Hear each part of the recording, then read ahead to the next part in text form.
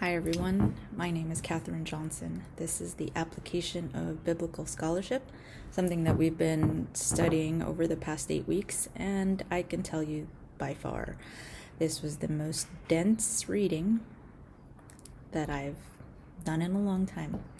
But through it, I discovered a theology called Womanist Theology, which I had no idea existed. So thank you, Professor Basher, for enlightening me. With that said, I wanted to take a topical look into Proverbs 31, specifically verses 10 through 31, where we're talking about the wife of noble character. So to begin with, we'd like to just house Proverbs 31 in a wisdom book. So if it's in a wisdom book, it would probably be wisdom related, right? And so that's also said about Proverbs. There's small, no, not small, there's small short sayings that are rich in meaning. You can take them and apply them, or you can not, and sometimes fall victim to, let's just say, Lady Folly, who is depicted early in the wisdom books of what you probably don't want to have to encounter. On the other side, at the end of the book, at the end of Proverbs, would be Lady Wisdom, and scholars have contended that, she's the epitome of what bright looks like, what a godly wife should resemble, while other scholars don't quite agree with this metaphorical version of Superwoman, because in actuality, she really does a lot throughout her day. So one of the architects of Womanist theology is Dr. Renita Weems. She brings to light how context matters, and she uses scriptures to back it up. She talks about how, for her as an African American woman, she can still see herself in the scriptures, but that's something that you would have to be cognizant of and actually want to interpret the Bible that way, because the way her life and the women before her, what they've experienced with oppression, and how it's connected to their faith, plays a big part, an integral part in their lives today.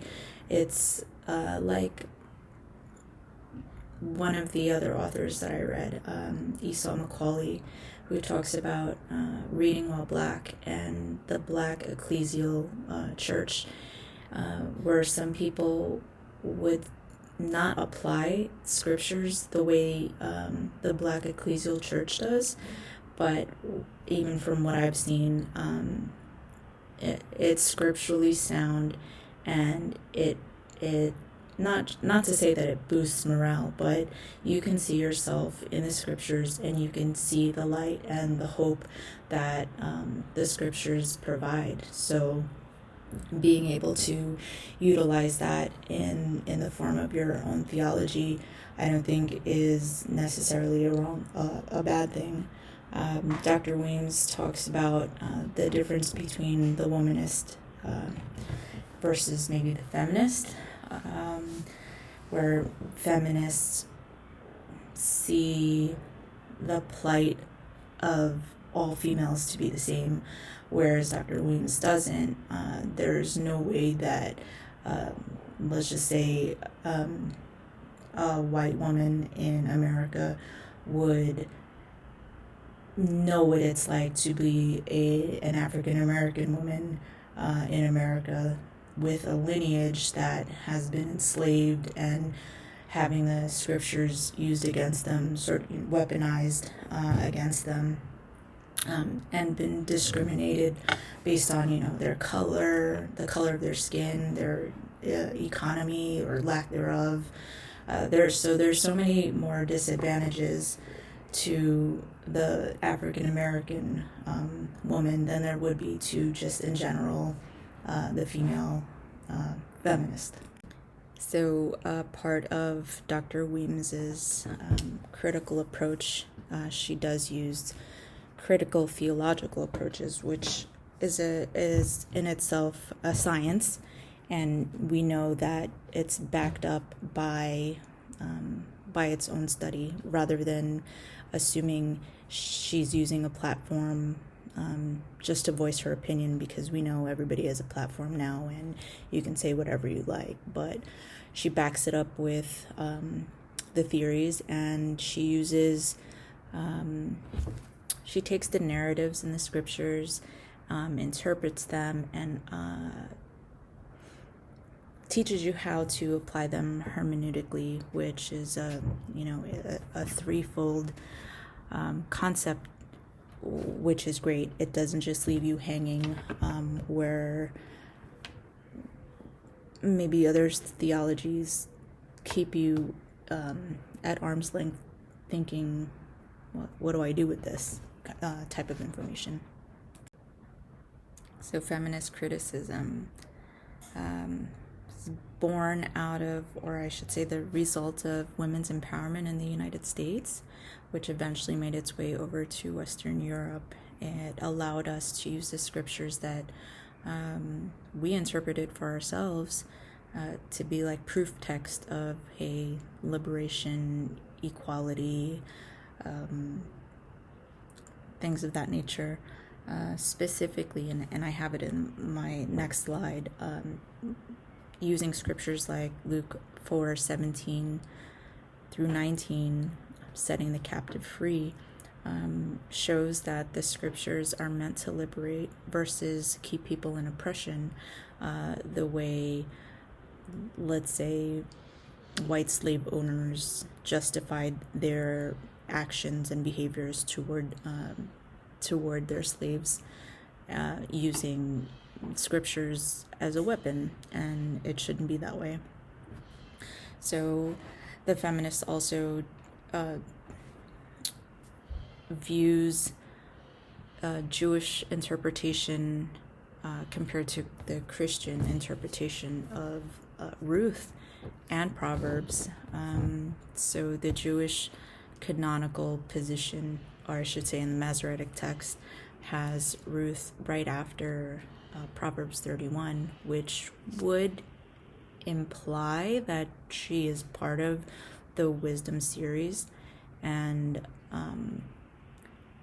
rather than this short picture, verses 10 through 31 in Proverbs. Now we move on into Ruth, and it'll illuminate, I guess you can say, what daily life would look like for this type of woman, and how she got to where she is. The interesting part is that most Christian Bibles have Ruth housed or canonically placed next to Judges, and so they're kind of far apart from the wisdom books. So some scholars have contended that perhaps Ruth is more of Lady Folly than she is of Lady Wisdom, and she shouldn't be exemplified. So like I said earlier, I was going to provide a scripture, and it's Luke 4:17 through 19, where you can read there. It's basically justifying that you can use the scriptures for people like the Womanist, who were oppressed. Now they're set free. They're no longer captives. So interpretation plays an integral part in any theology. So here in this slide, I try to capture what I was talking a little bit about earlier, the differences between a feminist and a womanist perspective. The feminist would root basically for Proverbs 31 being the end-all be-all. She's the woman of substance, whereas what I had touched on earlier with the Womanist, how she picks up on the feminist and then closes the book. And if you could see the title, it says The Woman of Substance and Human Flourishing. So it's more of an add-on to the literal sense of Proverbs 31, and in comparison, Clausens uses Ruth as the example.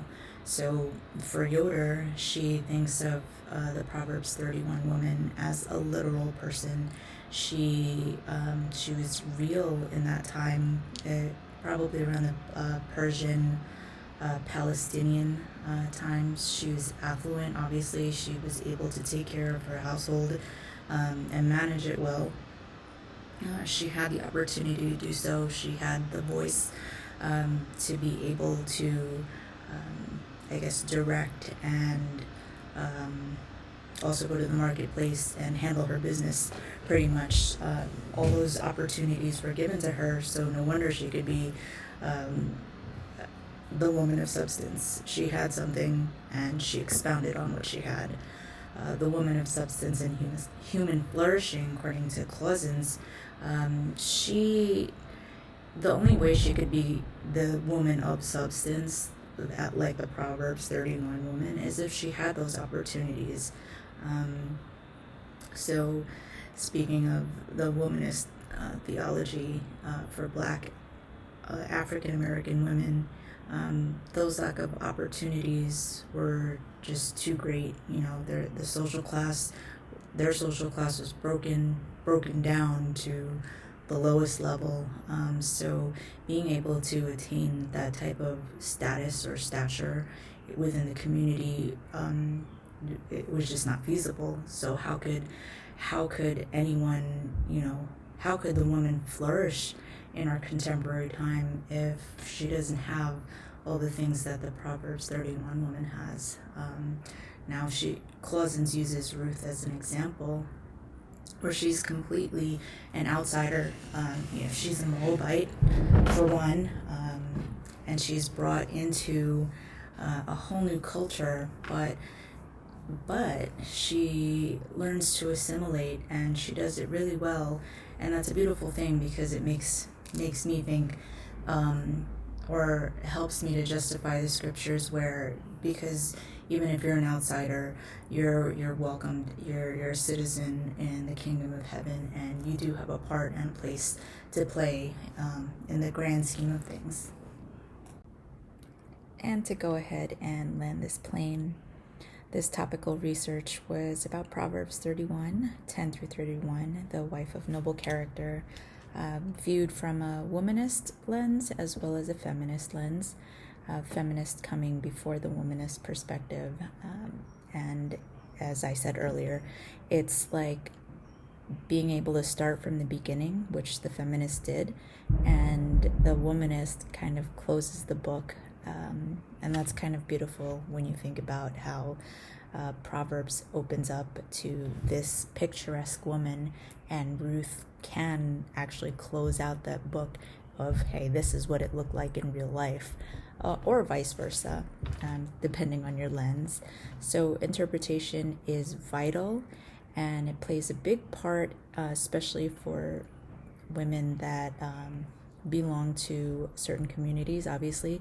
So if you're a Jewish woman and you were born into Judaism, of course you would interpret the text differently, and maybe apply the Proverbs 31 woman very literally.